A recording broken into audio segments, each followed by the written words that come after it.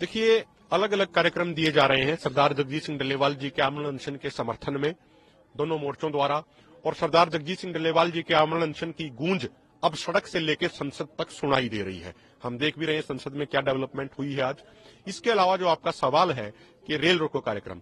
कल 16 तारीख को तमिलनाडु में 15 जगह रेल रोकी गई थी और आने वाले कल को 18 तारीख को पंजाब के अंदर सैकड़ों स्थानों पर रेल रोको कार्यक्रम दिया गया है, क्योंकि जन जन की ये भावना है कि सरकार, हमारी केंद्र सरकार किसानों की बातों को ना सुन के, उनकी जायज मांगों को पूरा ना करके हमारे सब्र और धैर्य का इम्तिहान ले रहे हैं।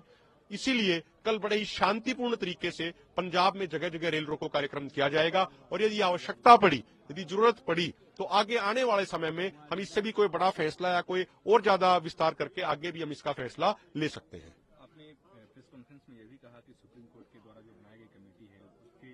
उससे बातचीत करने का प्रपोजल आया था पंचकुला में, क्या है वो? देखिए, कल हमें उस कमेटी की तरफ से एक चिट्ठी प्राप्त हुई। उस कमेटी ने अपनी चिट्ठी में कहा कि 18 तारीख को यानी कल हम 1 बजे पंचकुला में आपसे मिलना चाह रहे हैं डिस्कस करने के लिए। लेकिन दोनों फोरमों ने आपस में विचार चर्चा करी और आपस में विचार चर्चा करके हमने ये चिट्ठी दोनों फोरमों की तरफ से उस कमेटी को भेज दी है, जिसपे नीचे सरदार जगजीत सिंह डल्लेवाल जी के हस्ताक्षर भी है। उनका, हमारे दोनों फोरमों का ये कहना है कि 4 नवंबर को जब हम उस कमेटी से मिले थे, हमारा डेलीगेशन, उस दिन दोनों फोरमों ने घोषणा करी थी कि 26 तारीख से सरदार जगजीत सिंह डल्लेवाल जी आमरण अनशन शुरू करेंगे। उस घोषणा को किए हुए 43 दिन हो चुके हैं और आमरण अनशन का आज 22वां दिन है, और अब जाके माननीय सुप्रीम कोर्ट द्वारा गठित कमेटी जागी है।